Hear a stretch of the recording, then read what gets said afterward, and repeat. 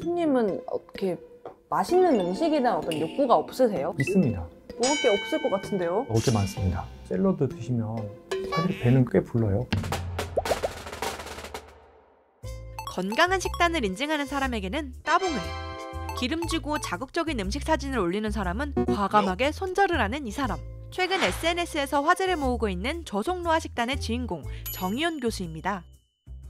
저속노화 식단이란 말 그대로 노화를 느리게 진행시키는 식단을 뜻하는데요. MZ세대를 사로잡은 저속노화 식단의 주인공을 찾아가 봤습니다. 차마 발길이 안 떨어져요. 어떡해. 저희 조연출들이 이거 꼭 하자고 이야기 너무 재밌을 것 같다고 그랬거든요. 근데 저는 누가 봐도 가속노화 인간이잖아요. 어떡해. 나 교수님이 나한테 뭐라고 할지 너무 무서워요. 안녕하세요. 네, 안녕하세요. 노년내과라고 하면은 이제 어르신들이 이제 와야 하는 그런 곳인데 SNS에서 어떻게 이렇게 열심히 활동을 하실까 좀 궁금했었거든요. 그럼 젊은 분들이 그동안 또 더 자극적인 음식들, 뭐 작년 같은 경우에 마라탕으로, 네. 그다음에 요즘에 보면은 강남 신세계 지하 1층 보면 아주 디저트 천국이잖아요. 아니 어떻게 제가 한 것들만 어떻게 먹어볼 게 너무 많은데? 뭐부터 먹어보지?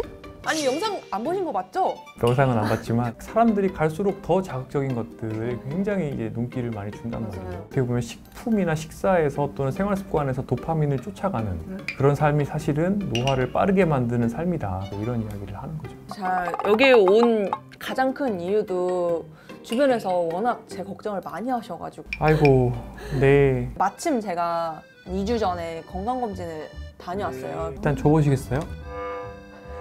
무서워요. 어이구.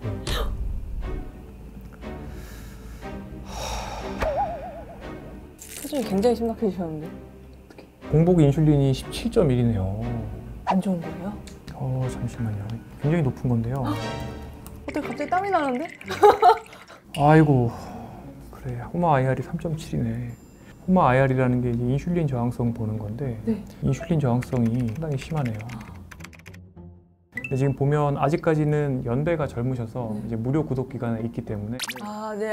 아직 만으로는 20대예요. 네. 그 무료 구독 기간이 언제쯤 끝날지 알 수 있나요? 이제 끝났습니다. 이제 끝이에요, 저? 네. 큰일 났네. 큰일 났네요. 어떻게? 우리 프로그램 폐지해야 되는 거 아니야? 아이고, 그 뒤에 보니까 망빙 사진이 있어요. 어머, 어떻게? 전면적인 대사 건강 개선 프로젝트가 필요한 상황이고, 교수님 웃지 않고 얘기하시니까 더 지금 심각하신 거죠? 네.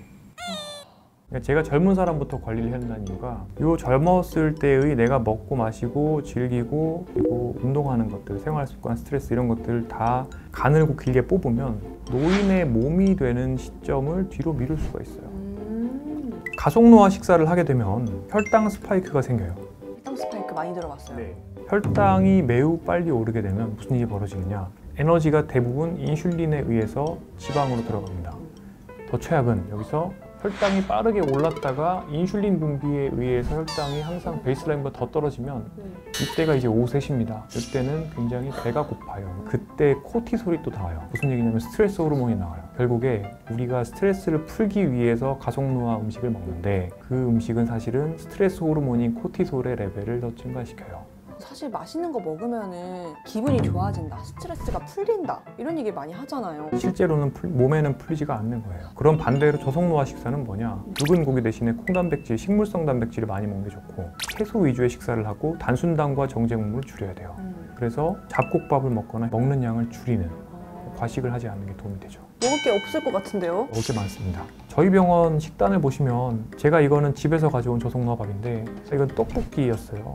근데 떡은 어디 갔어요? 국물이고요. 떡은 제가 안 받았죠. 그러니까 제가 어떻게 한 거냐면 가속노화로 나온 메뉴를 저속노화로 바꿔본 겁니다.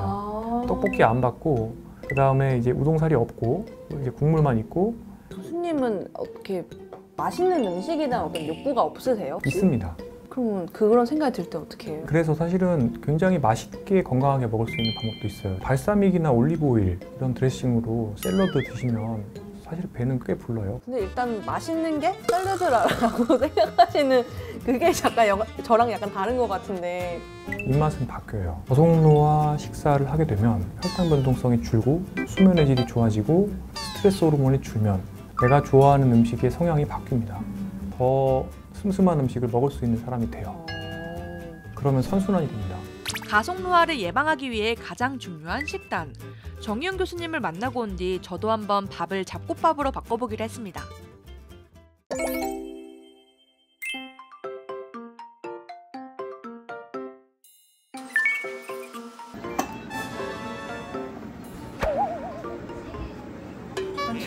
완전히 망해버렸는데?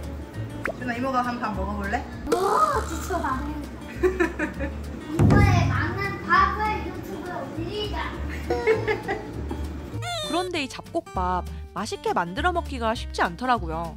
다양한 잡곡을 넣어서 그냥 밥을 하면 될 줄 알았는데 불리는 과정도 너무 번거롭고 식감이나 맛이 잘 안 잡혀서 꽤나 고생을 했습니다. 어떤 건 너무 물렁하고 어떤 건 너무 딱딱하다. 여기 위에 밥인지. 이게 떡인지 밥인지 모르겠어. 그러다 문득 정 교수님께서 굳이 만들어 먹지 않아도 즉석밥으로 잡곡밥 먹어도 된다는 말이 떠오르더라고요. 즉석밥도 종류가 굉장히 다양하기 때문에 네. 굳이 흰쌀밥을 기본값으로 선택해야 된다고 생각하지 마시고 다양한 종류를 검색을 해보시고 선택하시면 좋겠습니다. 제가 잡곡밥 먹을 때 제일 불편했던 게 이 잡곡 불리는 시간이랑 비율이었거든요. 그래서 맛도 없고 식감도 좀 애매했었는데 너무 감사하게도 이런 저 같은 똥손을 위해서 햇반에서 잡곡밥 7종을 이렇게 보내주셨어요. 이게 7종마다 각각의 잡곡 비율이 다른데요. 이거를 황금 배합으로 각각 비율을 맞췄다고 해요. 근데 진짜 비율 맞추는 게 쉽지 않거든요. 그리고 잡곡밥별로 따로따로 불려가지고 고온고압으로 지어내서 밥이 더 맛있다고 합니다. 여기 7종류를 다 먹어본 건 아니고 아직은 이 서리태 흑미밥이랑 잡곡밥 이렇게 2개 먹어봤었는데 확실히 맛이 달라요. 확실히 맛있고 밥이 일단 찰져요. 나는 잡곡밥이 이렇게 찰진 줄 몰랐어. 앞으로 이 햇반 잡곡밥에 식이섬유가 풍부한 나물과 생선 등을 활용해 식단을 한번 꾸려보려고 하는데요. 최소 한 달 이상은 하고 나서 여러분께 후기를 들려드려야 할 것 같아서 이후 결과는 쇼츠 콘텐츠로 다시 찾아뵙도록 하겠습니다. 가속노화 루나 PD의 잡곡밥 식단 챌린지, 여러분도 같이 응원해주세요.